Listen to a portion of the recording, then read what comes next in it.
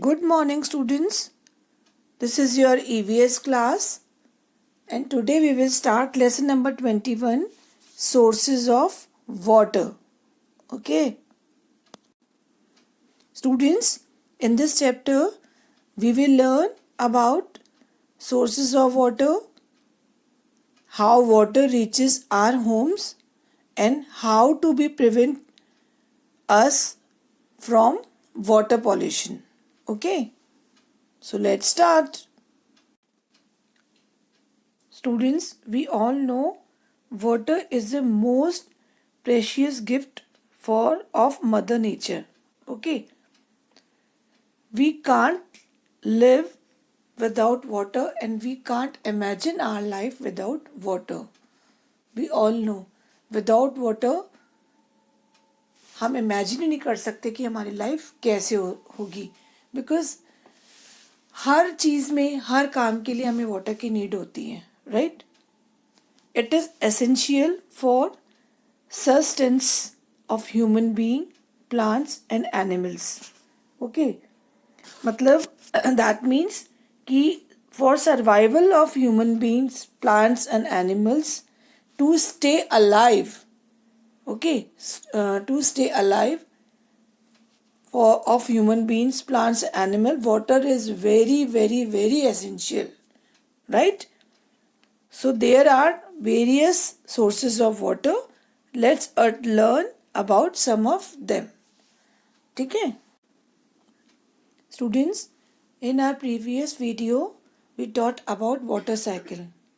And we taught कि water, again water gets collected on the ground or in water bodies, है ना? By the help of rain, sleet, snow, etc. So, rainwater is a primary source of water on the earth, right? And it is considered to be the purest form of natural water. ये कहा जाता है कि जो rain का water होता है, जो रेन के थ्रू जो वाटर कलेक्ट होता है वो प्योरेस्ट फॉर्म होती है वाटर की. उसमें कुछ भी इम्प्योरिटीज नहीं होती हैं, right. And the rainwater gets collected in different water bodies like ponds, lakes, rivers, seas, etc. Right? Students, now we will read about groundwater. What is groundwater? Okay. We all know when rain falls, water gets collected on the ground, right? So during rainfall, the water that falls on the earth seeps through the soil until it reaches a layer of hard rock, right? वो जो water जब rain के through नीचे ground पे गिरता है और ground के अंदर जाता है तो वो सॉइल, वहाँ पे सॉइल की लेयर्स होती हैं, वहाँ पे वो कलेक्ट होता चला जाता है. And the water gets collected here and it is called ground water. और जो ये पानी नीचे सॉइल के अंदर कलेक्ट होता है यही वाटर ग्राउंड वाटर होता है, right. Having passed through many layers of soil, the water is fully filtered, right. There are so many layers present in the ground, right. When water gets collected, there are so many layers.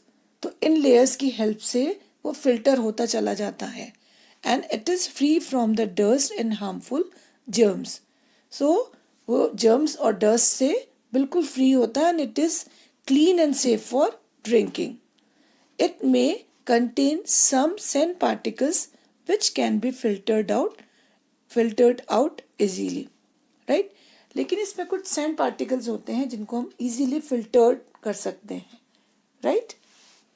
Filter कर सकते हैं. अब जब ये ground water नीचे collect होता है तो डायरेक्टली हम इसे कैसे यूज़ कर सकते हैं? How can we use it? We can use from various methods which are present, right. One of them there is well. Wells are one of the oldest means of extracting groundwater, right? Wells सबसे पुराने methods में count होते हैं. A well has pebbles at the bottom. Wells में क्या होता है, bottom की साइड में पेबल्स होते हैं। स्टूडेंट्स, पेबल्स क्या होते हैं? पेबल्स मीन्स छोटे छोटे से स्टोन के पीसेस होते हैं, right. These pebbles help in filtering the water, और ये वाटर को फिल्टर करने में हेल्प करते हैं। Wells should always be covered and cleaned regularly. Why? Because water from a clean and covered well is safe for drinking. Right? जो wells covered होते हैं, ऐसा होना चाहिए, covered होते हैं और clean होते हैं, ऐसे wells का पानी बिल्कुल safe होता है हमारे पीने के लिए. Right? Next method is hand pumps. Hand pumps are one of the most popular means of extracting groundwater. Hand pumps is available in the villages and cities, in cities also. Cities में भी हमें ये देखने को मिलते हैं, villages में तो होते ही हैं, cities में भी hand pumps होते हैं, and we can see easily, right? Have you seen the hand pump? कभी आपने देखा है students? Hand pump कैसे होते हैं? Outside of our school there is a one hand pump, right? We can see easily. इसमें क्या होता है? The pipe should be sunk deep in the ground if we are to get pure water, right? अगर हमें इसमें से पानी लेना है तो इसमें एक बहुत डीप इसमें पाइप होता है जो नीचे तक होता है, जो ग्राउंड वाटर तक वो पाइप पहुंचता है, और उसकी हेल्प से हम इसमें इसका पानी हम यूज कर सकते हैं. Okay, third method is tube wells. Tube wells are extensively used for draining out groundwater, mainly for irrigation. Irrigation के लिए जो हम पानी यूज़ करते हैं, दैट मीन्स हमारी खेती के लिए, हमारी फसलों के लिए, उस पानी को हम ट्यूब वेल्स की हेल्प से लेते हैं. मतलब tube wells are mainly present for irrigation, right. So students, we are reading about sources of water, है ना. और अभी हमने पढ़ा ग्राउंड वाटर के बारे में कि how can we use what is ground water and how can we use ground water, right. By various methods we can use ground water, wells, hand pumps and tube wells. From these methods we can use groundwater. So next source is ponds and lake, right? There are a number of big and small, shallow and deep ditches on the earth's surface. Students, we all know earth की surface पे बहुत सारे ditches, मतलब गड्ढे, जिनको हम कहते हैं कि गड्ढे होते हैं. That can be big or small, that can be shallow and deep also, right? When it's rain water gets collected in them. जब रेन होती है तो क्या होता है, इन डिचेस में वाटर कलेक्ट होता चला जाता है. And a small water body with less water is called a pond. तो ऐसी वाटर बॉडी जहाँ पानी कलेक्ट हो रहा है लेकिन पानी कम है, विद लेस वाटर, वो क्या कहलाते हैं? वो पॉन्ड्स कहलाते हैं. While a bigger water body with a large amount of water is called a lake. और जहाँ पे ज़्यादा पानी इकट्ठा हो रहा है, जो लार्ज वाटर बॉडीज हैं, वो लेक कहलाती हैं, right. Water from ponds and lake is not safe for drinking. Why? Because it contains a lot of mud, germs and impurities. Ponds और लेक का पानी बिल्कुल भी सेफ नहीं होता है students for drinking purpose, because इसमें बहुत सारे जर्म्स एंड इम्प्योरिटीज प्रेजेंट होती हैं, right. Depending upon the source of water supply in the river, they are classified as rain-fed rivers and snow-fed rivers, right? Students, depending upon the source of water supply in the rivers, they are classified as rain-fed rivers and snow-fed rivers. Now we will study what is rain-fed rivers and what is snow-fed rivers. Okay. Students, rain fade reverse क्या होती है? What is rain fade reverse? Rain fade reverse वो होती हैं जिनमें water rain के through collect होता है. These rivers mostly carry rainwater in them, है ना? The amount of water is very high in them during rainy season. और जब रेनी सीजन होता है तो उसमें अमाउंट ऑफ वाटर बहुत ज़्यादा होता है ना? ये हम देख भी सकते हैं. जैसे कि in our city Kota, which river flows? Chambal river flows. Okay, we all know हमारे यहाँ कौन सी रिवर बहती है हमारी सिटी के बीच में से? चंबल रिवर.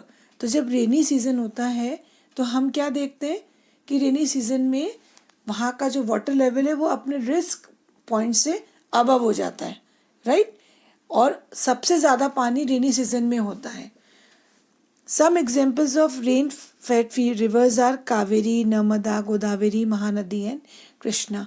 ये कुछ रिवर्स के नाम हैं. ये सब रेन फेड रिवर्स हैं जहाँ पे पानी रेन के थ्रू हमेशा कलेक्ट होता रहता है, right? Snow fed rivers. Now what is snow fed rivers? These rivers get water from the melting ice or snow in the mountains. Students, we all know mountains के ऊपर, hills के ऊपर snow होती है और जब सन रेज उन पे पड़ती हैं तो वो स्नो क्या होता है? मेल्ट होती है. और मेल्ट होने के बाद वो वाटर धीरे धीरे नीचे जाके कलेक्ट हो जाता है इन रिवर्स में. तो that rivers called snow fed rivers. Snow fed rivers are also called perennial rivers, right? इनको हम पेरेनियल रिवर्स भी कहते हैं. These rivers carry a large amount of water throughout the year.